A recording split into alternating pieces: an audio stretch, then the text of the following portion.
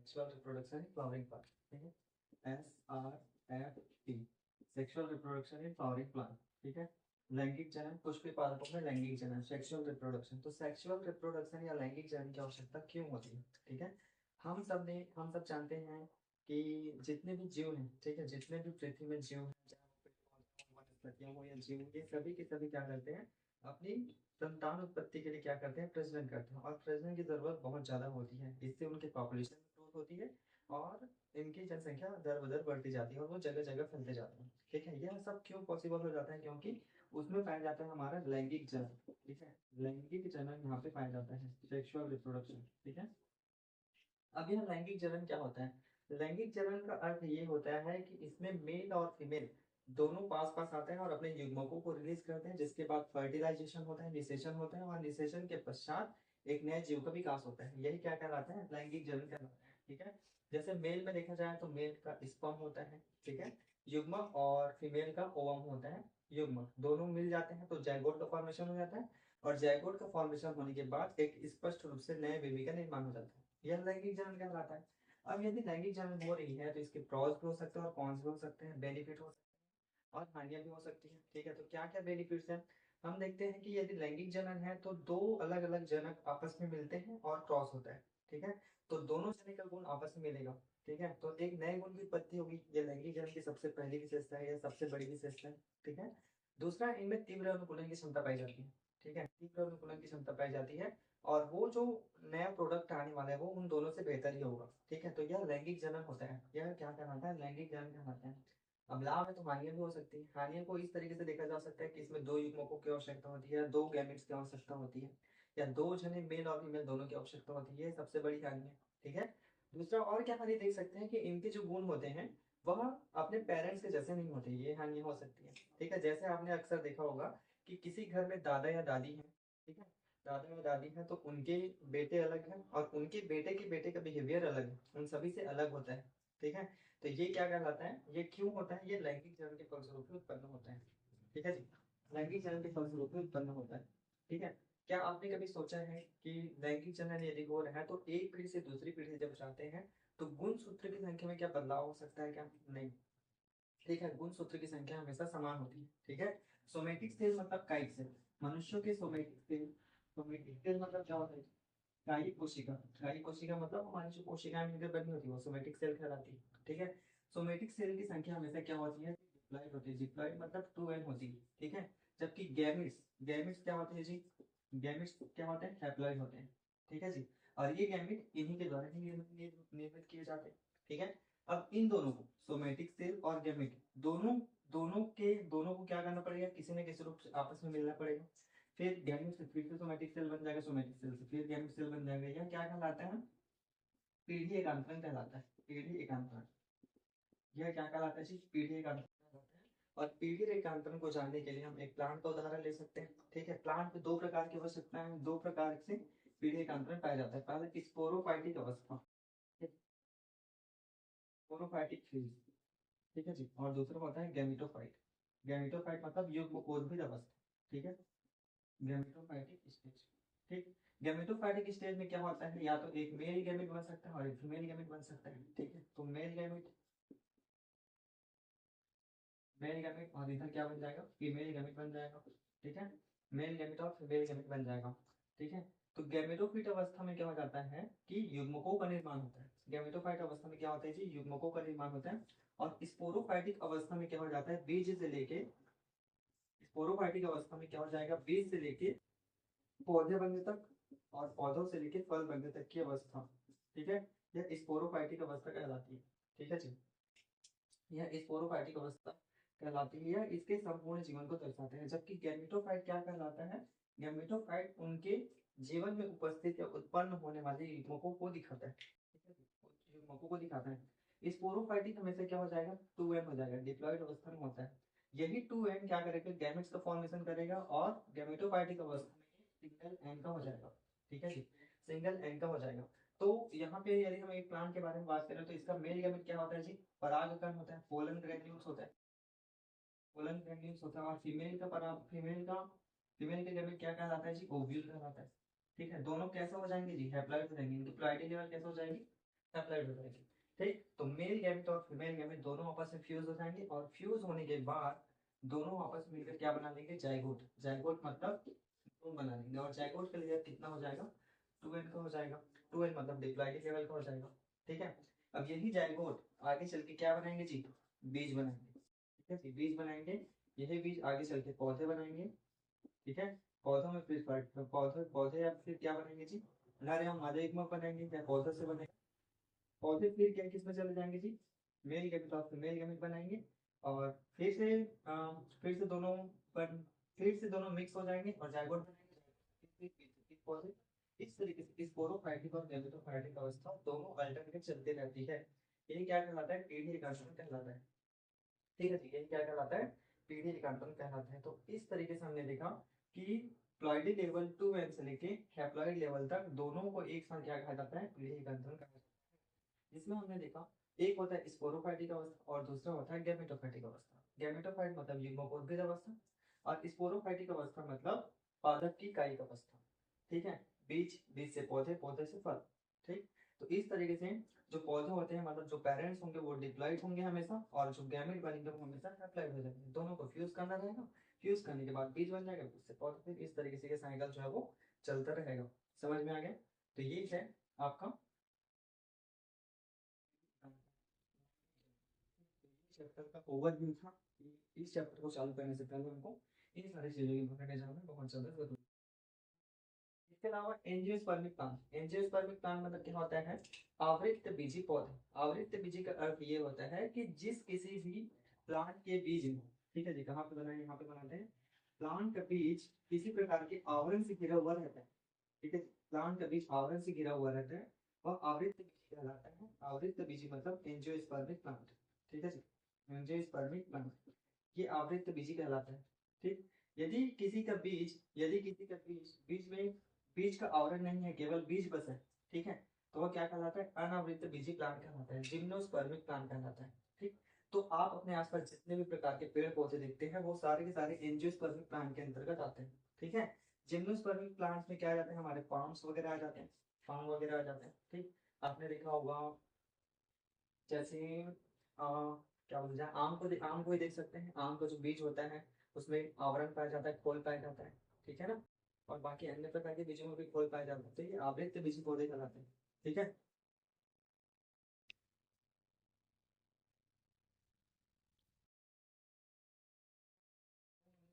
जिम्नोस्पर्मिक और एंजियोस्पर्मिक, आवृत्त बीजी पौधे, अनावृत्त बीजी पौधे। ठीक है, एंजियोस्पर्मिक पौधे हमेशा क्या होते हैं, डिप्लॉइड प्रकार के होते हैं, 2n प्रकार के होते हैं।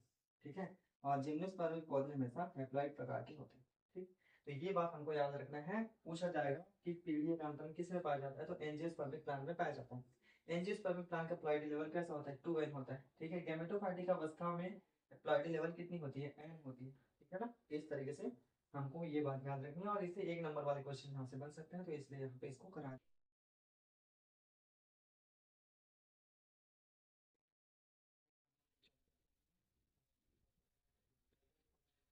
स्पोरोजेनेसिस को जानने से पहले हमको फ्लावर का स्ट्रक्चर जानना बहुत जरूरी है। फ्लावर की स्ट्रक्चर यूनिसेक्सुअल है, बाइसेक्सुअल है, कैसा है। ठीक है, तो सबसे पहले हम एक फ्लावर के स्ट्रक्चर बना लेते हैं। इसके बारे में हमने कक्षा 10वीं में भी पढ़ा होगा, 11वीं में भी पढ़ा होगा, पढ़ते ही आ रहे हैं। ठीक है, तो ज्यादा नहीं देखेंगे इस पे। ठीक, इस तरीके से रहता है।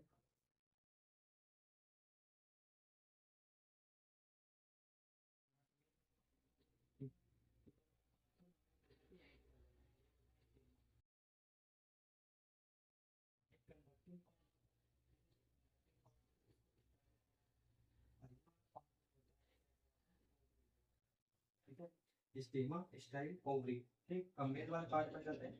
ये मेल वाला पार्ट कुछ देखिए इस तरीके से होता है। ये पोलन पराग कोश होता है, पोलन सैक होता है और पराग कोश होता है वो फिलामेंट के थ्रू जुड़ा हुआ रहता है। इसको एंथर भी कहते हैं। ठीक है, एंथर भी यहाँ पे कहते हैं, एंथर, और इसको क्या बोलते हैं, फिलामेंट कहते हैं।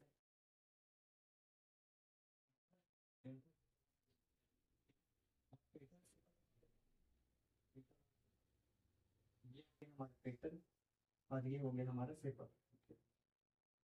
ये हो गया हमारा पेटल, इस तरीके से पेटल अब बना लेते हैं। सेपल ये इस तरीके से, ये हो गया, ये हो गया सेपल।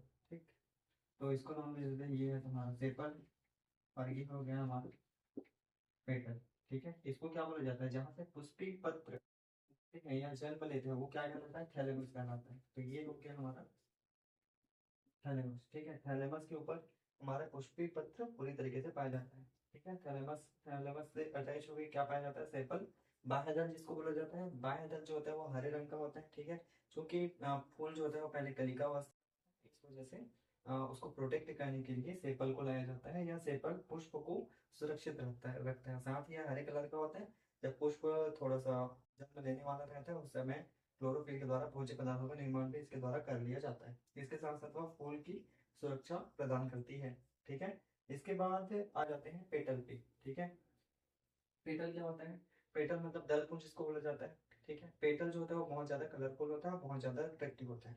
अब हम सोचते हैं कि भगवान इसको कलरफुल और अट्रैक्टिव क्यों बनाया। ठीक है, क्योंकि फ्लावर को क्या चाहिए रहता है, पोलन ग्रैन्यूल चाहिए रहता है, परागकण चाहिए रहता है। वो स्वयं से इसको ट्रांसफर नहीं कर सकता, क्योंकि फ्लावर का मेल गैमेट जो होता है वो अचल होता है। ठीक है जी, वो चल नहीं सकता।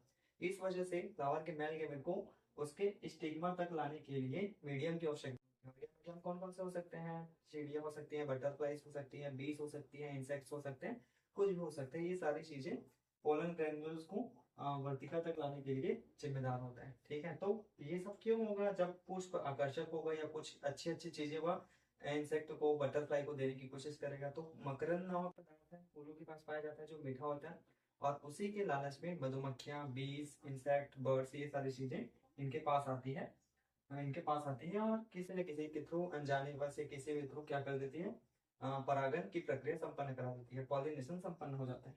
ठीक है, तो ये होता है, इस वजह से पेटल का रंग कलरफुल बनाया है भगवान ने। ठीक है, और बहुत सारा यूज इसका कर सकते हैं, जैसे गुलाब जल का निर्माण किया जाता है। ठीक है, बहुत सारे गुलकंद भी इससे बनाए जाते हैं, उनको खाया जा सकता है, और कलर वगैरह तो बनाते ही हैं पेटल से। ठीक है, तो ये सारे के सारे क्या थे, हमारे फ्लावर का मेन स्ट्रक्चर था। फिर आ जाते हैं फिलामेंट। फिलामेंट के ऊपर अटैच होता है एंथर। ठीक है, इसको अच्छे से देखने के लिए हम गुड़हल का या धतूरे का फूल देख सकते हैं। उसका जो फूल होता है वो उसमें स्पष्ट रूप से ये दिखाई देता है।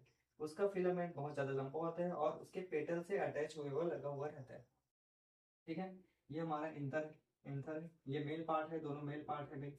यहाँ से मेल करके लिख लेते हैं, मेल कैसा रहता है, इस तरीके से मेल रहता है। ठीक, ये फीमेल है तो फीमेल का इस तरीके से ऐसा रहता है। ठीक है, मेल हो गया, फीमेल पे आता है। फीमेल सबसे फीमेल जो होता है वो तीन पार्ट में डिवाइड होता है, स्टिग्मा, स्टाइल और ओवरी। सबसे ऊपर वाला पार्ट में आ जाता है तो ये स्टिग्मा कहलाता है। ठीक है, स्टिग्मा क्या होता है, पोलन ग्रैन्यूल्स का अडेप्टिव पार्ट होता है। पोलन ग्रैन्यूल्स को यह अटैच करता है, या क्या करता है, उसको यहाँ पे आने की अनुमति देता है। ठीक है, अब पोलन ग्रैन्यूल्स किसी भी के भी माध्यम से, किसी भी मीडियम के द्वारा आया, बर्ड्स के द्वारा आया, बटरफ्लाई के द्वारा आया, तो उसको यहाँ पे रखना बहुत ज्यादा जरूरी है। परागकण को यहाँ पे रखना बहुत ज्यादा जरूरी है। तो इसके लिए क्या करना पड़ेगा, इसके लिए हमको इसको क्या करना पड़ेगा, चिपचिपा द्रव्य निकालना पड़ेगा, चिपचिपा द्रव्य द्रवित करना पड़ेगा, जिससे इधर हवा के द्वारा आ गया, चींटी के द्वारा आ गया, किसी के द्वारा भी आ गया, तो परागकण जो है वो यहाँ पे आके अटैच हो सके। ठीक है, तो परागकण यहाँ पे, यहाँ से निकलते हैं इस तरीके से, और यहाँ पे बर्ड्स के माध्यम से, किसी के भी माध्यम से यहाँ पे आ जाते हैं। ठीक है, यहाँ पे आने के बाद परागकण का अंकुरन होता है। ठीक है जी, परागकण के न्यूक्लियस को, परागकण के न्यूक्लियस को, इसके न्यूक्लियस को फीमेल की ओवरी तक ले जाना बहुत ज्यादा जरूरी होता है। ठीक है जी, इस वजह से दूसरा पार्ट आता है हमारा स्टाइल। ठीक है जी, दूसरा पार्ट हमारा क्या होता है, स्टाइल। स्टाइल क्या होता है, कंडक्टिंग पाथ होता है। ठीक है जी, कंडक्टिंग पाथ मतलब संवहन का कार्य करता है। पराग कण जो होता है जब वो अंकुरित होता है तो यह स्टाइल उसको क्या करता है, मार्ग प्रदान करता है। ठीक है जी, मार्ग प्रदान करता है। जब इसमें ट्यूब का निर्माण होता है इस तरीके से मार्ग का निर्माण करता है, और यह ट्यूब के थ्रू कहाँ पे चले जाते हैं, हमारे बीजांड के अंदर, अंडाशय के अंदर उपस्थित बीजांड के पास यह चला जाता है इस तरीके से, चला जाता है, यही ओवरी कहलाता है।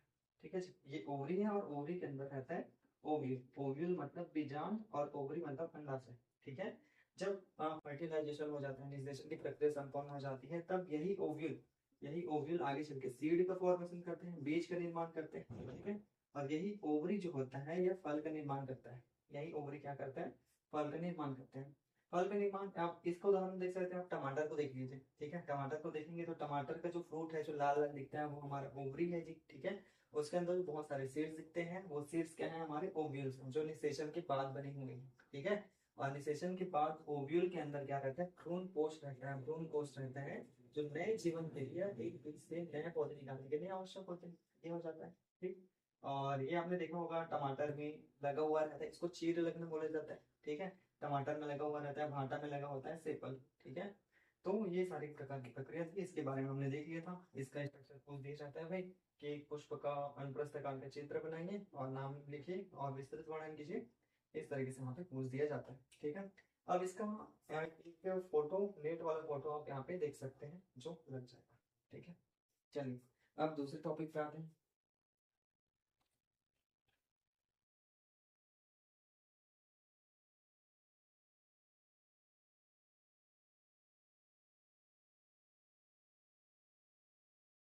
हम दूसरे टॉपिक पे आते हैं। हम पढ़ क्या रहे हैं, SRF, sexual reproduction in flowering plant. ठीक है। अब हम देखेंगे माइक्रोस्पोरोजेनेसिस।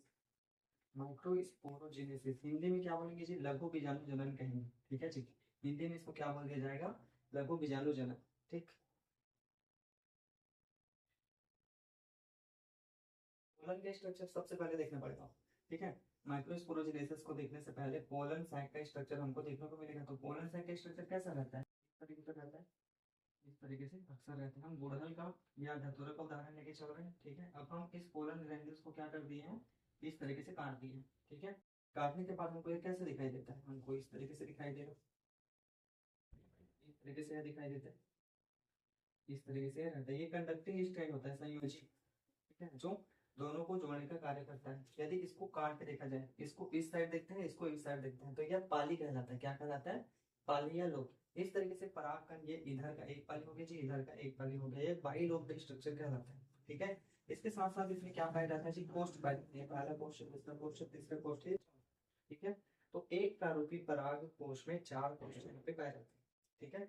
अब वो क्या करते हैं, अब हम इसका नोमेनक्लेचर देख लेते हैं, क्या क्या नाम यहाँ पे लिख सकते हैं, क्या क्या नाम यहाँ पे लिख सकते हैं वो देख लेते हैं। तो सबसे पहले आउटर से शुरू कर देते हैं, आउटर से। ठीक है। आउटर से शुरू करते हैं तो एक कोशिकीय लेयर। ठीक है।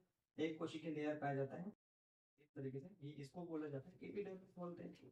एपिडर्मिस, ये तो बच्चों को पता है कि एपिडर्मिस कहा जाता है। कैसा होता है, सिंगल लेयर होता है, सिंगल लेयर।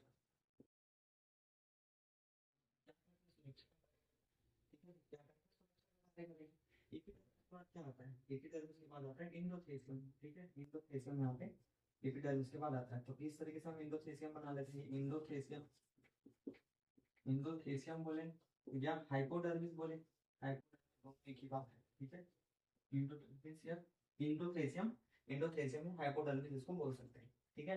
इंडोथेलियम का कार्य क्या होता है, जब पराग कोश सूख जाता है, सूख जाता है, सूखेगा कैसे, जब जल का अवशोषण हो जाएगा पूरी तरीके से, तो वह सूख जाता है। तो इंडोथेलियम क्या करते हैं, जल को पूरी तरीके से अवशोषित कर लेते हैं। अवशोषित होने के बाद पराग को सूख जाएगा और यही इंडोथेलियम फटना चालू करेगा। ठीक है जी। यही इंडोथेलियम फटना चालू करेगा और इसी के माध्यम से परागकोश बाहर निकलेंगे, परागकण बाहर निकलेंगे। तो ये इंडोथेलियम कहलाता है। ठीक है। इंडोथेलियम के नीचे एक से दो लेयर पे क्या पाया जाता है जी, मिडिल लेयर पाया जाता है। ये मिडिल लेयर, मिडिल लेयर पाया जाता है। मिडिल लेयर पे क्या करेगा, बचा के रखेगा, झटको वटको से बचाएगा, भारी चोटों वगैरह से बचाएगा। तो ये मिडिल लेयर होता है। मिडिल लेयर के बाद क्या पाया जाता है, हमारा टेपिटम पाया जाता है। मिडिल लेयर के बाद क्या पाया जाता है,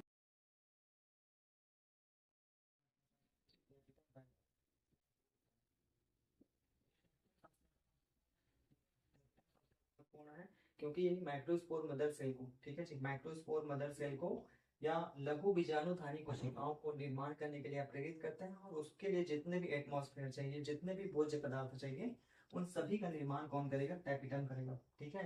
तो पोषण कौन प्रदान करता है जी, टैपिटम प्रदान करता है। टैपिटम के अंदर क्या पाया जाएगा, हमारे इस तरीके से गोलाकार संरचना पाया जाएगा जिसके अंदर बहुत सारे माइक्रोस्पोर मदर सेल, ठीक है जी, माइक्रोस्पोर मदर सेल, लघु बीजाणुधानी कोशिकाएं यहाँ पे पाई जाती है। तो माइक्रोस्पोर मदर सेल मतलब MMC, इसको बोल दिया गया MMC, माइक्रोस्पोर मदर सेल, लघु बीजाणुधानी मातृ कोशिका, इस तरीके से हिंदी में बोलेंगे। ठीक है।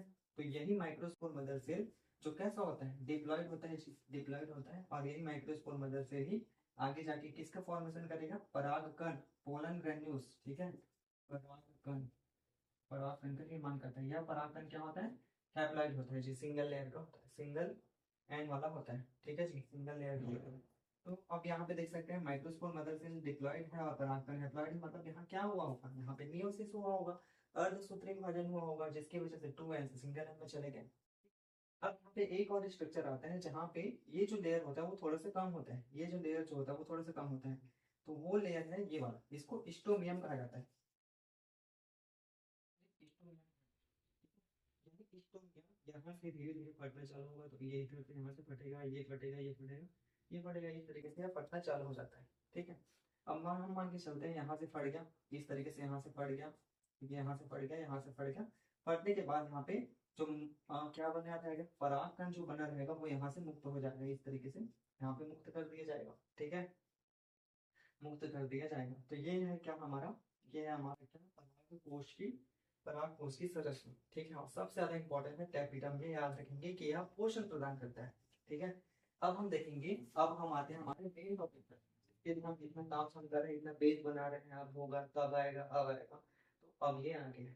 ठीक है, माइक्रोस्पोरोजेनेसिस पढ़ेंगे। ठीक है, लघु बीजाणु जनन, लघु बीजाणु जनन कैसे होगा, अब यहाँ पे ध्यान दीजिए, हमने सेकंड लेयर पे क्या लिखा था, एंडोथेसियम लिखा था या हाइपोडर्मिस लिखा था। ठीक है, यानी एंडोथेसियम या हाइपोडर्मिस कुछ कोशिकाएं बड़ी हो जाती है। अब ये नहीं बना हुआ है, यदि अभी ये एमएमसी नहीं बना हुआ है, ठीक है ना, अभी ये एमएमसी नहीं बना हुआ है। एक मिनट यहाँ पे एक फोटो लगा देते हैं, आप देखिए कि परागकोश कैसा दिखता है। ठीक है, तो इस तरीके से परागकोश के स्ट्रक्चर दिखते हैं, आप इसमें नाम भी देख सकते हैं, जो भी नाम है वो सारा लिख देते हैं। ठीक, अब हम देखते हैं इंडोथेसियम। ठीक है, इंडोथेसियम जो होता है या हाइपोडर्मिस जो होता है, अभी ये नहीं बना है, हमने देखा एमएमसी नहीं बना है, हमको सबसे पहले एमएमसी बनाना पड़ेगा। एमएमसी बनने के बाद परागकण बनेंगे, तब जाके माइक्रोस्पोरोजेनेसिस की प्रक्रिया संपन्न होगी फिर। ठीक है, तो हम क्या करते हैं, हम क्या करते हैं, सबसे पहले लेते हैं एपिडर्मिस, जो आउटर लेयर है उसको छोड़िए, उसके जस्ट नीचे क्या पाया जाता है, इंडोथेसियम पाया जाता है, हाइपोडर्मिस पाया जाता है। ठीक है, हाइपोडर्मिस की कुछ कोशिकाएं क्या हो जाती है, बड़ी हो जाती है। ठीक, इसको मिटाते हैं थोड़ा सा। ठीक, इसको मिटा देते हैं, थोड़ा ओवर कर लेते हैं, थोड़ा डिटेल से पढ़ेंगे। हाइपोडर्मिस की कुछ कोशिकाएं, ये एंडोथेसियम, ठीक, ये वाला, तो यहाँ पास की कुछ कोशिकाएं बड़ी हो जाती है, बड़ी होने के बाद इसमें, बड़ी होने के बाद जैसे ये बड़ी हो गई, बड़ी होने के बाद इसमें पेरिक्लिनल डिवीजन होता है। ठीक है जी, पेरिक्लिनल डिवीजन होता है, पैराइटल डिवीजन होता है, एक डिवीजन ऊपर की तरफ होता है, एक डिवीजन नीचे की तरफ होता है। ठीक है जी, ऊपर की तरफ वाले क्या करते हैं, बहुत सारे लेयर्स का निर्माण करते हैं, और नीचे की ओर क्या होता है, नीचे की ओर क्या बनाता है, वेजिटेटिव सेल, ट्यूब, न्यूक्लियस, ये सारी चीजें यहाँ पे बनाता है। ठीक है, कोशिका द्रव्य बनाएगा, न्यूक्लियस बनाएगा, ये सारी चीजें बनाता है। ठीक है, तो धीरे धीरे करके ये जो कोशिका है, ये जो कोशिका हमने यहाँ पे देखा, ऊपर और नीचे की ओर डिवीजन करते हैं, और धीरे धीरे ये क्या बना लेता है, स्पोरोजिनस टिश्यू। ठीक है जी, ये क्या बना लेता है, स्पोरोजिनस टिश्यू, स्पोरोजिनस टिश्यू। ठीक है, स्पोरोजिनस टिश्यू मतलब क्या, स्पोर निर्माण करने वाली कोशिका है। ठीक है जी, अब यही स्पोरोजिनस टिश्यू आगे चल के क्या बना लेगा, यही स्पोरोजिनस टिश्यू आगे चल के क्या बना लेगा, समसूत्री विभाजन के द्वारा। ठीक है जी, याद रखेंगे, समसूत्री विभाजन, माइटोसिस, माइटोसिस के द्वारा क्या बना लेगा, माइटोसिस एक हुआ, फिर एक दो तीन चार, इस तरीके से क्या बना लेगा, एमएमसी बना लेता है। ठीक है जी, ये क्या बना लेता है, माइक्रोस्पोर मदर सेल बना लेता है, लघु विषाणुधानी मातृ कोशिका ये बना लेता है। ठीक है, तो इस इतना होने के बाद यहाँ पे क्या बन जाएगा, बहुत सारे एमएमसी बन जाएंगे जो 2n वाले होते हैं। ठीक है, ये 2n वाले होते हैं, समझ में आ गया, ये ओवरव्यू था। अब इसको डिटेल से देखते हैं कि माइक्रोस्पोरोजेनेसिस की प्रक्रिया कैसे संपन्न होगी। ठीक है, हम कहाँ से चालू करेंगे, हम यहाँ से चालू करेंगे, हाइपोडर्मिस से चालू करेंगे। ठीक,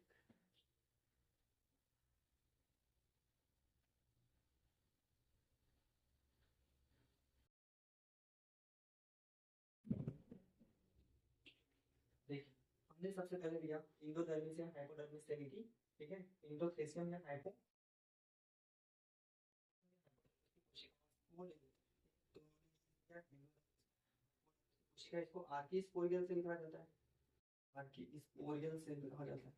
ठीक है, इसको आर्की स्पोरियल से कहते हैं। इसमें दो तरीके के विभाजन होते हैं। ठीक है, इसमें दो तरीके का विभाजन होता है, एक विभाजन होता है, एक विभाजन होता है जैसे ये कोशिका, इसमें दो तरीके के विभाजन होगा, एक होगा ऊपर की तरफ विभाजन, एक होगा नीचे की तरफ विभाजन। ऊपर की तरफ वाला जो होता है वो बहुत सारे लेयर्स का निर्माण करता है, इस तरीके से बहुत सारे लेयर का निर्माण करता है। ठीक है, और अंदर वाला जो लेयर होता है वो अंदर की कोशिका द्रव्य और न्यूक्लियस को बनाता है। ठीक है, अंदर की कोशिका द्रव्य और न्यूक्लियस को बनाता है। ठीक है, और ये सेल, इस सेल को क्या कहते हैं, इस सेल को बोलते हैं स्पोरोजिनस टिश्यू। ठीक है, स्पोरोजिनस टिश्यू कहते हैं। ठीक, अभी ना स्पोरोजिनस टिश्यू आगे चल के क्या बना लेता है, किसके द्वारा, समसूत्री विभाजन के द्वारा, समसूत्री मतलब माइटोसिस। ठीक है जी, माइटोसिस वन और माइटोसिस टू के द्वारा क्या बना लेगा, एमएमसी। एमएमसी मतलब माइक्रोस्पोर मदर सेल बना देते हैं, ठीक है। माइक्रोस्पोर मदर सेल मतलब 2n इस तरीके से बन जाएगा, ठीक है। माइक्रोस्पोर मदर सेल मतलब 2n मतलब डिप्लॉयड लेवल, ठीक है जी, डिप्लॉयड लेवल का होता है। तो ये माइक्रोस्पोर मदर सेल होते हैं। अब इन्हीं में से एक माइक्रोस्पोर मदर सेल को हम ले लेते हैं, ठीक है जी।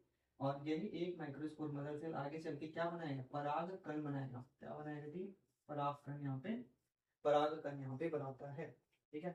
अब हम क्या करेंगे, इस एमएमसी को लेंगे जिसका प्लॉयडी लेवल कितना है, 2n। तो यहाँ पे समसूत्री विभाजन किया था, अब अर्धसूत्री विभाजन करेंगे जी, ठीक है। तो देखते हैं, हम एक एमएमसी को ले लेते हैं। ये हमारा है एमएमसी जिसका प्लॉयडी लेवल कितना है, 2n है, ठीक है जी। प्लॉयडी लेवल कितना है, 2n। अब इसमें क्या करेंगे, मियोसिस 1 करेंगे जी, मियोसिस 1 करते हैं, ठीक है। मियोसिस 1 करने के बाद कितने कोशिका बन जाएंगे, 2 कोशिका बन जाएंगे। ये 1 हो गया और ये 2 हो गया। इसका प्लॉयडी लेवल कितना होगा, एन होगा, सिंगल एन होगा, ठीक है। अब हम इसमें क्या करते हैं, मियोसिस 2 करते हैं जी, M2 करते हैं, मियोसिस 2 करते हैं। मियोसिस 2 करने के बाद क्या बन जाएगा, इस तरीके से बन जाएगा, 1 2 3 और ये 4 इस तरीके से बन जाएगा। इसको पुस्तक में कैसा दिया है, 1 2 3 और चौथा यहाँ पे, और इस तरीके से इसको जोड़ दिया गया है, ठीक है। इसका प्लॉयडी लेवल कितना है, एन एन एन एन, क्योंकि अर्धसूत्री विभाजन हो रहा है जी, अर्धसूत्री विभाजन यहाँ पे होता है, ठीक है। अब ये सभी सभी के सभी इसको क्या बोल दिया जाता है, टेट्राड कहा जाता है। क्या कहते हैं जिसको, टेट्राड कहा जाता है, ठीक है। अब ये जो माइक्रोस्पोर मदर सेल, ये माइक्रोस्पोर सेल्स, ठीक है, ये जो माइक्रोस्पोर्स बन चुके हैं वो कैलोज के आवरण द्वारा घिरे हुए रहते हैं, ठीक है। अब धीरे धीरे ये कैलोज का जो आवरण होता है कैलोज का जो आवरण होता है वो धीरे धीरे घुलना चालू हो जाता है, और घुलने के बाद ये चारों क्या हो जाते हैं, अलग अलग हो जाते हैं, इस तरीके से, इस तरीके से अलग अलग हो जाते हैं, ठीक है जी। इस तरीके से अलग अलग हो जाते हैं। प्लॉयडी लेवल कितना है, एन कर देते हैं, एन कर देते हैं। यही यही क्या है जी हमारा माइक्रोस्पोर बोले, माइक्रोस्पोर बोले या परागकण का है, परागकण का ये यही है, ठीक है जी, ये यही है। तो हम देखते हैं कि एक परागकोश में अनगिनत परागकण पाए जाते हैं, ठीक है जी, अनगिनत परागकण पाए जाते हैं। इसका ये मतलब है कि एक माइक्रोस्पोर मदर सेल, ठीक है जी, एक माइक्रोस्पोर मदर सेल अनगिनत बार क्या करता है, अनगिनत बार क्या करते हैं, अर्धसूत्री विभाजन करता है, मियोसिस करता है, और अनगिनत अनगिनत प्रकार के क्या बना लेते हैं, परागकण बना लेते हैं, ठीक है जी। अनगिनत प्रकार के परागकण बना लेते हैं। यही यही क्या है जी हमारा, यही माइक्रोस्पोरोजेनेसिस है। क्या है ये, माइक्रोस्पोरोजेनेसिस। तो ये सिंपल और साधारण शब्दों में हमने देख लिया है कि ये माइक्रोस्पोरोजेनेसिस की प्रक्रिया होती है, ठीक है। अब इसका एक डिटेल स्ट्रक्चर वाला फोटो यहाँ पे डाल देते हैं। तो यहाँ पे फोटो देख सकते हैं आप लोग, कैसे कैसा हो रहा है, क्या हो रहा है। अब यहाँ पे देखिए, एक बार और देख लेते हैं। सबसे पहले हमने हाइपोडर्मल सेल की क्या लिया, आर्किस्पोरियल सेल को लिया। आर्किस्पोरियल सेल में पेरिक्लिनल डिवीजन हुआ, एक ऊपर की तरफ डिवीजन हुआ, एक नीचे की तरफ डिवीजन हुआ, ठीक है। नीचे की तरफ डिवीजन हुआ तो इसने क्या बना लिया, साइटोप्लाज्म बना लिया और न्यूक्लियस बना लिया। और ऊपर की तरफ जो था उन्होंने क्या बना लिया, इस तरीके से इसका लेयर बना लिया, ठीक है। इसको हमने स्पोरोजिनस टिश्यू कहा, ठीक है। स्पोरोजिनस टिश्यू मतलब जो एमएमसी माइक्रोस्पोर मदर सेल का फॉर्मेशन करता है, ये स्पोरोजिनस टिश्यू कहलाता है। यहाँ पे समसूत्री वर्धन करना पड़ेगा ताकि प्लॉयडी लेवल 2 आ रहे, ठीक है। तो हमने समसूत्री विभाजन किया, एक बार किया, 2 बार किया, 2 बार करने के बाद हमको 2 बार करने के बाद हमको क्या मिल गया, एमएमसी बन गया, जो क्या बनाने वाले, परागकण बनाने वाले।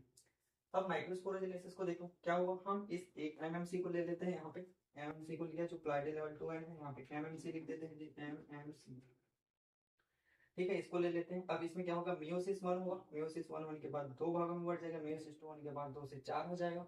ये चारों कैलोज के आवरण द्वारा घिरे हुए रहते हैं। इसको क्या कहते हैं, टेट्राड कहते हैं, टेट्राड कहते हैं जी, ठीक है। टेट्राड इसको कहते हैं। ये कैलोज के आवरण द्वारा घिरे हुए रहते हैं।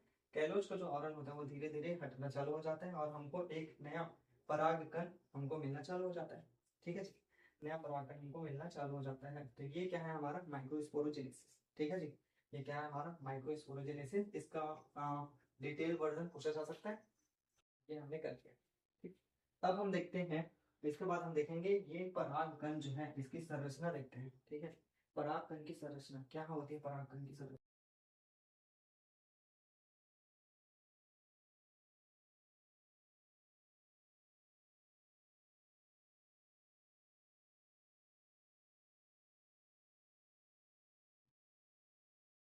बोलोगे क्या? ठीक है? परागकण की संरचना देखते हैं। अब ये जो परागकण होता है वो 2 लेयर से घिरा हुआ रहता है, ठीक है जी, 2 लेयर से घिरा हुआ रहता है, ठीक। पहला लेयर होता है हमारा, ऊपर वाला लेयर जो होता है वो एग्जाइम,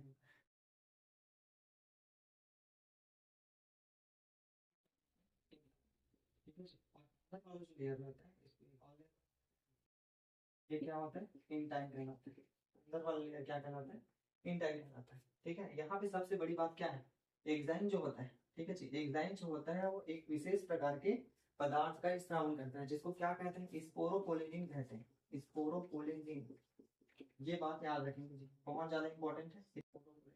ठीक है, स्पोरोपोलिनिन पृथ्वी में पाया जाने वाला पृथ्वी में पाए जाने वाले जीवों में पाया जाने वाला सबसे कठोरतम पदार्थ होता है, जिसका किसी भी प्रकार से विनाश नहीं हो सकता, चाहे टेम्परेचर बहुत ज्यादा हो जाए, ठीक है, चाहे अम्ल वर्षा हो जाए या बेसिक हो जाए, एसिडिटी हो जाए, सूखा पड़े, बाढ़ आए, आग जले, कुछ भी हो जाए, ये कभी भी नष्ट नहीं होता है। ठीक है, तो ये सबसे कठोरतम पदार्थ है। ठीक है, जो इसकी वायबिलिटी, ठीक है जी, परागकण की वायबिलिटी को निर्धारित करता है कि परागकण कितने समय तक जीवित रह पाता है। इस वजह से एक हिसाब से देखा जाए तो परागकण जो होते हैं वो अमर होते हैं। ठीक है, फॉसिल्स के अध्ययन में, जीवाश्मों के अध्ययन में इसका उपयोग किया जाता है। ठीक है जी, जीवाश्मों के अध्ययन में इसका उपयोग किया जाता है। ठीक है, अब एक सवाल आएगा, यदि परागकण जो है वो स्पोरोपोलिनिन नामक पदार्थ से घिरा हुआ है तो क्या ये जर्मिनेशन कैसा होता होगा। ठीक है, तो जर्मिनेशन होने के लिए भगवान ने एक स्थान को छोड़ दिया है जहाँ पे स्पोरोपोलिनिन नहीं पाया जाता। इस स्थान को क्या कहा जाता है, जर्मपोर कहा जाता है, जर्मपोर। ठीक है, जर्मपोर मतलब जनन छिद्र इसको कहा जाता है। ठीक है, जर्मपोर होता है, जनन छिद्र कहलाता है। इसी के माध्यम से इसके अंदर जो पोलन ट्यूब बनेगा वो बाहर निकलता है। ठीक है जी, पोलन ट्यूब जो होता है वो बाहर निकलता है। ठीक, अब हम आगे देखते हैं परागकण का अंकुरन, देखते हैं कि परागकण जब वर्तिका पे चला जाएगा तो अंकुरन कैसे होगा, इसके अंदर क्या क्या चीजें पाई जाएंगी, वो सारी चीजें देखते हैं। ठीक है, तो परागकण का अंकुरन देख लेते हैं। बेसिक फिर से ओवरव्यू क्या है, ये ओवरव्यू है हमारा, वर्टिकल के पास जाना है और यहाँ तक पहुंचने के बाद इसको जर्मिनेट होना है, ट्यूब बनाना है, और बेसिकली कहाँ पर जाना है, ओवरी के पास पहुंचना है, फर्टिलाइजेशन कराना है, इनिशिएशन कराना है। ठीक है, तो अब हम देखते हैं यहाँ पे क्या क्या परागकण अपने अंदर चेंजेस करेगा। ठीक है, परागकण अपने अंदर क्या क्या चेंजेस करेगा, तो सबसे पहले कोई भी कोशिका है, ठीक है, कुछ भी उसमें क्या पाया जाता है, साइटोप्लाज्म पाया जाता है, साइटोप्लाज्म मतलब सीपी यहाँ पे पाया जाता है। ठीक है, इस परागकण के अंदर क्या पाया जाता है, हमारा ट्यूब, इस पराग कोश के अंदर, परागकण के अंदर क्या पाया जाता है, कहाँ पे लिखिए इसको, यहाँ पे लिख देते हैं, ट्यूब सेल पाया जाता है।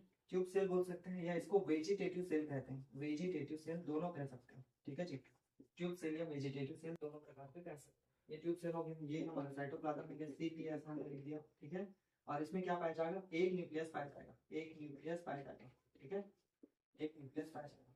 ठीक, अब दोनों का क्या क्या कार्य है, न्यूक्लियस जो है इसका पोलरिटी लेवल कितना है जी, एन है, ये हमने देखा। ठीक, अब ये क्या है, हमारा ट्यूब सेल है या वेजिटेटिव सेल है। यदि ट्यूब सेल या वेजिटेटिव सेल आगे चल के जब यहाँ पे परागकण पहुंच जाएगा, तब यही ट्यूब सेल ट्यूब का फॉर्मेशन करेगा और इस केंद्र को कहाँ पहुंचाएगा, ओव्यूल तक पहुंचाएगा। ठीक है, इस वजह से इसको यहाँ पे रखा गया है, इस वजह से इसका काम यहाँ पे है। ठीक है, तो ये जो ट्यूब सेल होता है या वेजिटेटिव सेल होता है, इसको जिंदा रखने के लिए भोज्य पदार्थों को अपने अंदर संग्रहित करके रखता है। जल हो गया, खनिज लवण हो गया, ठीक है, प्रोटीन हो गया, कार्बोहाइड्रेट्स हो गया, इन सारी चीजों को क्या करता है, कलेक्ट करके रखता है। तो ये कौन करता है, वेजिटेटिव सेल करता है या ट्यूब सेल करता है। ठीक है, अब इसमें क्या हो जाएगा, धीरे धीरे विभाजन होगा। ठीक है, तो हम एक बना लेते हैं, ये हमारा ट्यूब सेल है, ये हमारा न्यूक्लियस, पहला चित्र। दूसरे चित्र में देखिए हमारा ट्यूब सेल है। अब ये जो न्यूक्लियस है, ये जो न्यूक्लियस है वो विभाजन करेगा, तो हम एक चित्र ऐसा बना लेते हैं, ये विभाजन हो रहा है इसमें। ठीक है, विभाजन हो रहा है, विभाजन होने के बाद ये दोनों क्या हो जाएंगे, अलग अलग हो जाएंगे, तो ये हमारा ट्यूब सेल हो गया, और ये दोनों क्या हो गया, दोनों अलग अलग प्रकार के न्यूक्लियस हो गया। तो इसको N1 नाम दे देते हैं, इसको N2 नाम दे देते हैं। ठीक है जी, N1 और N2 नाम दे देते हैं। ठीक है, देखो, अब यहाँ पे देखो, जब परागकण जब परागकण पराग कोश से निकल जाता है, यहाँ से निकल जाता है, यहाँ से निकल जाता है, तब वह इस अवस्था में रहता है। ठीक है जी, जब पराग कोश से परागकण निकल जाता है तब वह इस अवस्था में रहता है, जिसमें एक वेजिटेटिव सेल पाया जाता है और एक न्यूक्लियस पाया जाता है। एक वेजिटेटिव सेल और एक न्यूक्लियस, मतलब पराग कोश से निकलेगा तो इस अवस्था में निकलेगा। लेकिन जब वह यहाँ पहुंच जाता है, यहाँ पहुंच जाता है, जब वर्तिकाग्र के पास पहुंच जाता है, जब चिपचिपे पदार्थ से कोई जल को अवशोषित करके वो फूल जाता है, फूलने के बाद उसमें क्या हो जाते हैं, एक केंद्रक से दो नए केंद्रक बन जाते हैं। ठीक है जी, एक केंद्रक से दो नए केंद्रक यहाँ पे बन जाते हैं। ठीक है, तो इस वजह से इस स्थान पर दो केंद्रक पाए जाते हैं और एक वेजिटेटिव सेल या ट्यूब सेल यहाँ पे पाया जाता है। ठीक है जी, तो ये क्या कहलाता है हमारा, किसका स्ट्रक्चर, पोलन परागकण का स्ट्रक्चर यहाँ पे पाया जाता है। ठीक है, अब यही क्या करेगा, इसी अवस्था में, ये हमारा वर्तिका है, इस अवस्था में जाएगा, यहाँ पे पहुंच गया, पहुंचने के बाद ट्यूब सेल, ये वाला जो ट्यूब सेल है यहाँ से पराग नलिका का निर्माण करेगा इस तरीके से, पराग नलिका का निर्माण करेगा और दोनों न्यूक्लियस, ठीक है जी, N1 और N2 दोनों को क्या कर देगा, ओव्यूल के पास भेज देगा, ओव्यूल के पास भेज देगा, जिससे क्या हो जाएगा, फर्टिलाइजेशन हो जाएगा, क्रॉस हो जाएगा, ठीक है, और एंडोस्पर्म का निर्माण हो जाएगा, एंब्रियोसाइट का निर्माण हो जाएगा, ठीक है। तो ये क्या है हमारा परागकण का स्ट्रक्चर, ठीक है जी, ये क्या है हमारा परागकण का स्ट्रक्चर, ठीक, यहाँ तक हमने देख लिया, ठीक है। अब आगे बढ़ते हैं।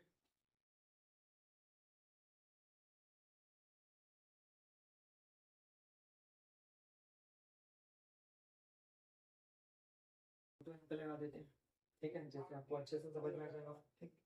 अब हम देखते हैं गुरु बीजाणु जनन, ठीक है, गुरु बीजाणु जनन, ठीक है, मेगा स्पोरोजेनेसिस, मेगा स्पोरोजेनेसिस,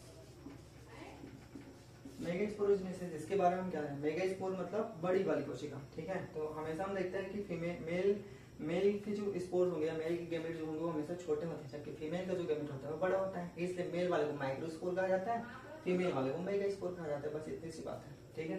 तो फीमेल वाले पार्ट में क्या क्या चीजें आती है, स्टिग्मा आता है, स्टाइल आता है और ओवरी आता है, ठीक है। तो ओवरी के अंदर जो ओव्यूल का फॉर्मेशन होगा, ठीक है जी, ओव्यूल के अंदर जो ओवरी के अंदर जो ओव्यूल का फॉर्मेशन होगा वही मेगा स्पोरोजेनेसिस कहलाता है, ठीक है। अब इनमें भी क्या हो जाएगा, इस अंडाशय की कुछ कोशिकाएं, अंडाशय की कुछ कोशिकाएं क्या हो जाएगी, आर्किस्पोरियल सेल कहलाएगी, ठीक है जी, आर्किस्पोरियल सेल कहलाएगी, उसमें विभाजन होगा, ऊपर की तरफ विभाजन होगा, नीचे की तरफ विभाजन होगा, ऊपर की तरफ अलग गोल गोल घेरा बनाएगा जो स्पोरोजिनस टिश्यू बनाएगा, ठीक है।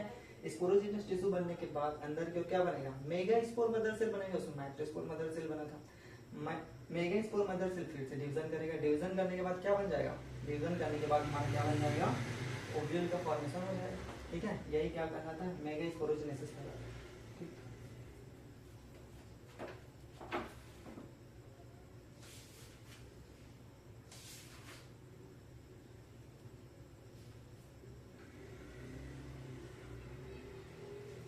ठीक है जी, मेगा स्पोरोजेनेसिस, ठीक है। अब हम क्या करते हैं, इसका एक कोशिका ले लेते हैं, ठीक है, इधर से चलेंगे ऐसे, ठीक।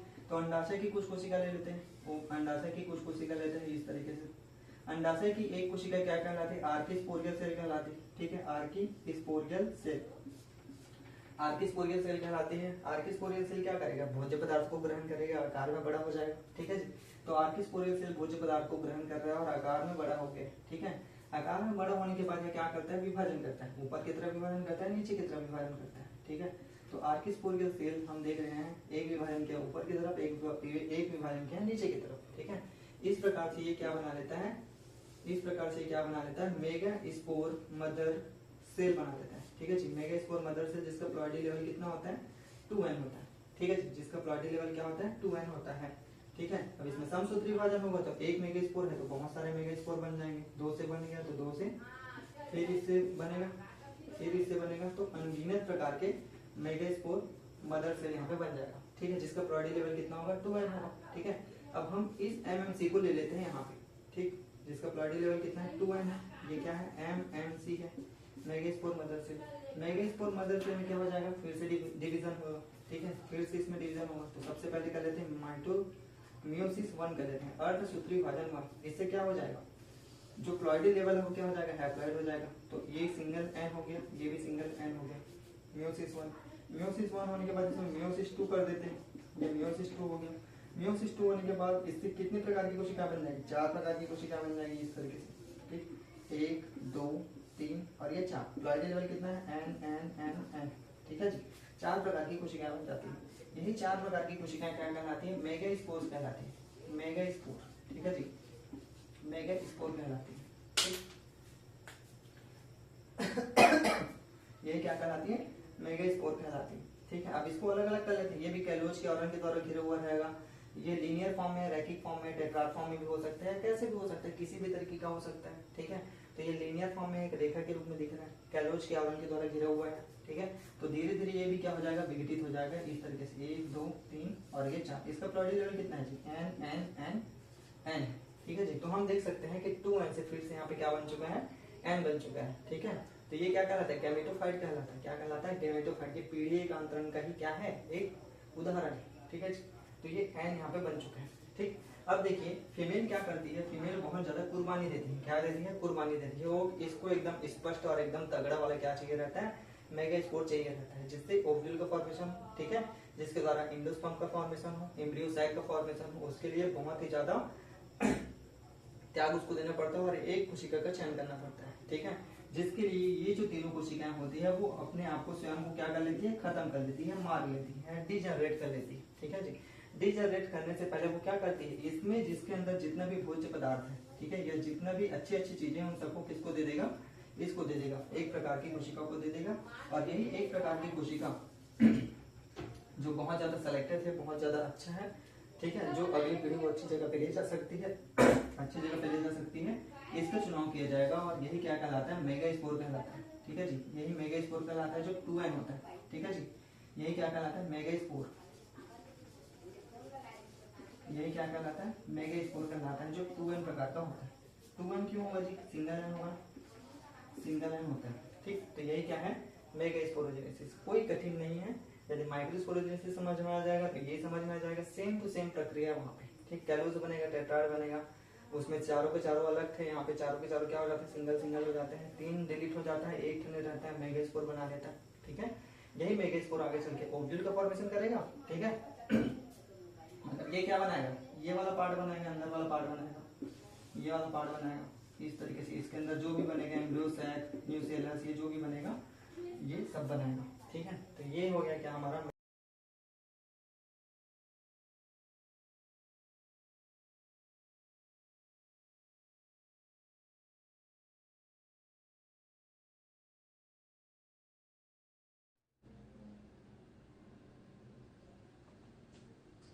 चलिए अब देखते हैं टाइप्स ऑफ माइक्रोस्पोरोजेनेसिस, ठीक है, टाइप्स ऑफ माइक्रोस्पोरोजेनेसिस दो प्रकार से यहाँ पे हो सकता है, ठीक है। पहला होता है सक्सेसिव टाइप का, सक्सेसिव टाइप, और दूसरा होता है साइमल्टेनियस टाइप का होता है, ठीक है जी। माइक्रोस्पोरोजेनेसिस दो प्रकार से होता है, पहला सक्सेसिव और दूसरा साइमल्टेनियस, और अलग अलग प्रकार से हो सकते हैं, लेकिन ये दोनों मुख्य हैं, ठीक है जी, ये दोनों मुख्य हैं, ठीक। याद रखेंगे सक्सेसिव प्रकार का जो होता है वो एक बीजपत्री में पाया जाता है जी, मोनोकॉट में यहाँ पे पाया जाता है, और ये वाला जो होता है वो डाइकॉट में पाया जाता है, समझ में आ गया, मोनोकॉट और डाइकॉट दोनों में यह पाया जाता है, ठीक है। तो दोनों में क्या डिफरेंस है जी, देखिए इनमें क्या हो जाएगा, केंद्रक का निर्माण होगा, ठीक है, माइक्रोस्पोर मदर सेल में केंद्रक का निर्माण होता है, उसके साथ साथ उसके चारों ओर आवरण का निर्माण भी होते रहता है, ठीक है जी। साइमल्टेनियस में क्या हो जाता है, सबसे पहले केंद्रक का विभाजन होता है, केंद्रक विभाजन एक से 2 हुआ, 2 से 4 हुआ, 4 होने के बाद उसके बाद केंद्रक का आवरण जो है वो बनना चालू हो जाता है, ठीक है। तो इस प्रकार से अलग अलग प्रकार के परागकण बनते हैं, ठीक। तो ये देखिए ये एमएमसी है, ये क्या है, एमएमसी मतलब 2n प्रकार का है, ठीक है। सक्सेसिव टाइप में कैसे होगा और इसमें कैसे होगा, सक्सेसिव टाइप में कैसे होगा, देखिए इसमें कैसे किस टाइप का हो जाएगा, 2n, ठीक है, 2n है तो सबसे पहले देखते हैं दो केंद्रक बन जाते हैं, जैसे कि ये तो 2n है तो ये पहला केंद्रक और ये दूसरा केंद्रक, ठीक है, n1 और n2, ठीक। मैंने क्या बोला था, जैसे जैसे जैसे होते जाता है, जैसे जैसे केंद्रक विभाजन होते जाते हैं, वैसे वैसे इसके चारों तरफ केंद्रक का आवरण बनना चालू हो जाता है, तो इसके चारों, ये केंद्रक है दोनों, तो इसके चारों तरफ केंद्रक का आवरण बनना चालू हो जाएगा, तो धीरे धीरे करके इस तरीके से केंद्रक का आवरण बनना चालू हो जाएगा, ठीक।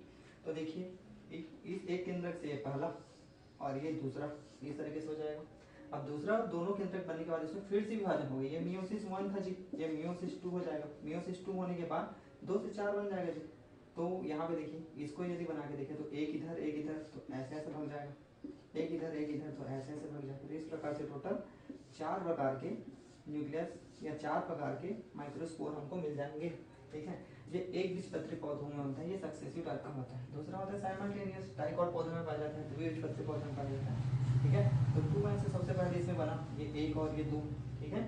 अब 2 से 4 बनाना है, ठीक है जी, 2 से 4 बनाना है, तो देखिए इसमें कैसे हो जाएगा, एक इधर है, एक इधर है, एक इधर है, और चौथा जो है वो इसके पीछे वाले भाग पर रहेगा, मतलब यहाँ पे इधर पीछे वाले भाग पर रहेगा, जो हमको दिखाई नहीं देगा। तो इस तरीके से ये बन जाएगा, ठीक, इस तरीके से यहाँ पे इस तरीके से बन जाता है, ठीक। अब ये केंद्रक का विभाजन यहाँ पे हो गया, केंद्रक विभाजन होने के बाद इनकी कोशिकाओं, उनके चारों तरफ कोशिकाओं का आवरण बनना चालू हो जाएगा, इस तरीके से, ठीक है, कोशिका का आवरण बनना चालू हो जाएगा। इस अवस्था को टेट्राहेड्रल अवस्था कहा जाता है, ठीक है। कहाँ पे लिखे, यहाँ पे लिखते हैं टेट्राहेड्रल, ठीक है, इसको टेट्राहेड्रल कहा जाता है। चौथा इसके पीछे में, ठीक है, चौथा इसके पीछे। तो पूछ दिया जाएगा टेट्राहेड्रल प्रकार का माइक्रोस्पोर किसमें बनता है? साइमल्टेनियस प्रकार के माइक्रोस्पोरोजेनेसिस में होता है। किसका लक्षण है? द्विबीजपत्री पौधों का लक्षण है। कैसे होता है? केंद्रक विभाजन पहले होता है, बाद में उसके चारों ओर आवरण का निर्माण होता है। समझ में आ गया? तो ये क्या कहलाता है? माइक्रोस्पोरोजेनेसिस का टाइप भी हमने देख लिया। ठीक, तो इस तरीके से इसको देखते हैं।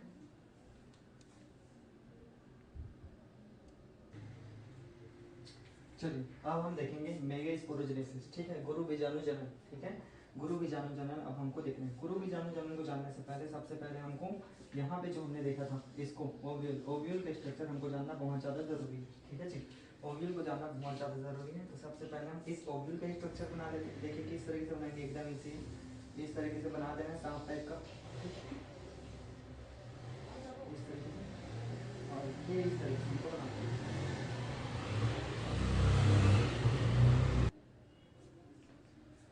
ठीक है, मेगास्पोरोजेनेसिस को जानने के लिए सबसे पहले हमको इस ओव्यूल का स्ट्रक्चर हमको देखना पड़ेगा। ठीक है, तो ओव्यूल का स्ट्रक्चर बना लेते हैं हम। इस तरीके से बना लेंगे, सांप के जैसा बनाना है इस तरीके से, और ये दूसरा हो गया इस तरीके से हम बना लेते हैं। ठीक है, ये इस तरीके से। ठीक, सबसे पहले ये जो जिससे अटैच होता है इसको क्या बोला जाता है जी? फ्यूनिकल बोला जाता है, फ्यूनिकल। ठीक है जी, फ्यूनिकल इसको बोला जाता है। जहाँ से इसका विकास होता है, ठीक है जी, जहाँ से इसका विकास होता है इसको हाइलम बोला जाता है, हाइलम, हाइलम। और जहाँ से भ्रूण पोष का विकास चालू होने वाला होता है उसको चैलेजा बोला जाता है, चैलेजा।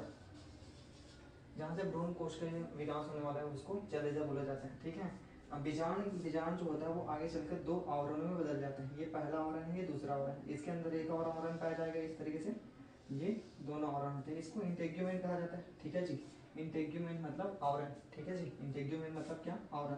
तो ये बाहर की तरफ तो आउटर इंटेग्यूमेंट हो जाएगा जी। ठीक है, अंदर की तरफ है तो इनर इंटेग्यूमेंट हो जाएगा जी, इनर इंटेग्यूमेंट इस तरीके से हो जाएगा। ठीक, इसके अंदर क्या पाया जाता है? इसके अंदर हमारा भ्रूण कोश यहाँ पे पाया जाता है, एम्ब्रियो सैक।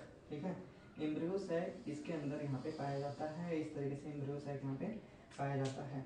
ये क्या है हमारा? Embryo sac, embryo sac. Embryo sac के अंदर इसका न्यूसेलस पाया जाएगा, ये न्यूसेलस है, ये न्यूसेलस है भैया हमारा। ठीक, ये न्यूसेलस है। न्यूसेलस के अंदर अलग अलग प्रकार की कोशिकाएं पाई जाती हैं। देखिए सबसे पहला होता है हमारा, सबसे पहला होता है हमारा एक सेल। ठीक है जी, ये क्या है? एक सेल। किधर लिखें? यहाँ लिखते हैं, ये होता है हमारा एक सेल। एक सेल के पास क्या पाया जाता है? सहायक कोशिकाएं यहाँ पे पाई जाती है। इसको सिनर्जिड सेल कहा जाता है,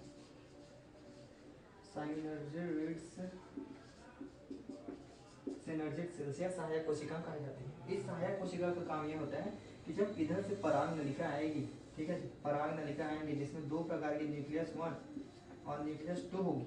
ठीक है जी, न्यूक्लियस 1 और न्यूक्लियस 2 होगी, ये दोनों को ये अंदर घुसने में मार्ग प्रदान करता है। कौन सा? Synergid cells. ठीक है जी, सिनर्जिड सेल्स यहाँ पे मार्ग प्रदान करता है। इसके बीच में क्या पाया जाएगा जी? हमारा न्यूक्लियस पाया जाएगा, न्यूक्लियस। ठीक है जी, फीमेल का न्यूक्लियस, फीमेल का न्यूक्लियस है मतलब हैप्लॉइड होगा, क्योंकि ये क्या है जी? गैमेट है। क्या है ये?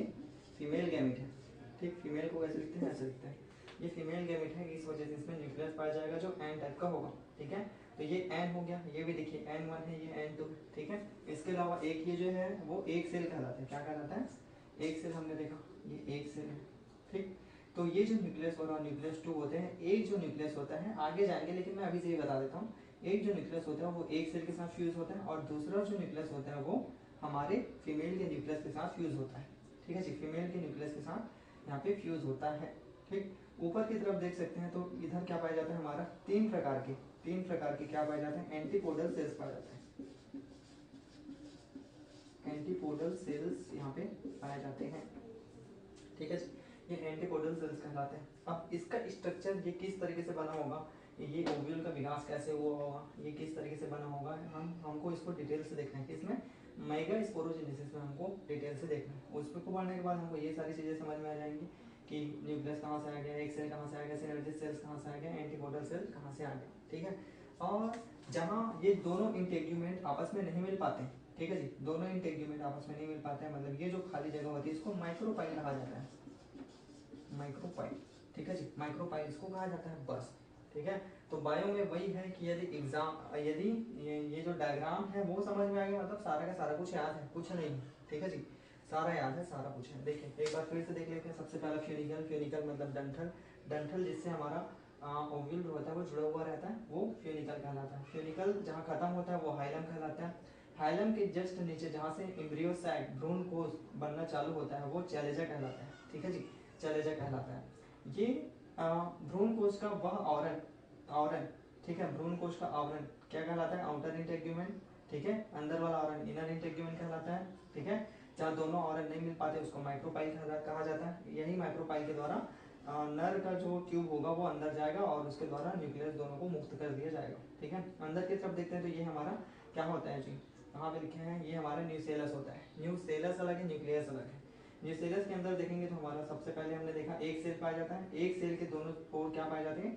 सिनर्जिक सेल पाया जाता है जो सुरक्षा प्रदान करती है। ठीक है, बीच में न्यूक्लियस पाया जाता है और ऊपर की तरफ एंटीपोडल सेल्स पाया जाता है। ठीक है, तो यहाँ पे हम नंबरिंग भी कर देते हैं, कैसे याद रखना है। सबसे पहले फ्यूनिकल याद रखना है, फ्यूनिकल के बाद हाइलम याद रखना है, हाइलम के बाद चलेजा याद रखना है। ठीक है, चलेजा के बाद हमको क्या याद रखना है? इंटेग्यूमेंट याद रखने हैं। ठीक, तो ये 4 और ये इनर इंटेग्यूमेंट 5, माइक्रोपाइल याद रखेंगे 6। अंदर जाने के बाद न्यूसेलस देखते हैं तो ये 7 हो जाएगा। 7 के बाद हमको एक सेल को देखना चाहिए, 8 हो जाएगा। एक सेल के बाद सिनर्जिक सेल को देखना चाहिए, 9 हो जाएगा। ठीक है, उसके बाद क्या देखना है? एंटीपोडल सेल को देखना चाहिए 10। तो टोटल 10 नाम आपको यहाँ से याद करने रहेंगे। तो इस तरीके से नंबरिंग करके भी आप याद रख सकते हैं। ठीक है, और इन सभी के बारे में हमको लिखना रहेगा। तो इस तरीके से हमने ओव्यूल का स्ट्रक्चर या बीजांड का स्ट्रक्चर, बीजांड ओव्यूल, हाँ एक ही था, ठीक, इसका स्ट्रक्चर हमने देख लिया है। ठीक है, तो अब बाकी कल देखते हैं। ठीक, थैंक यू सो मच।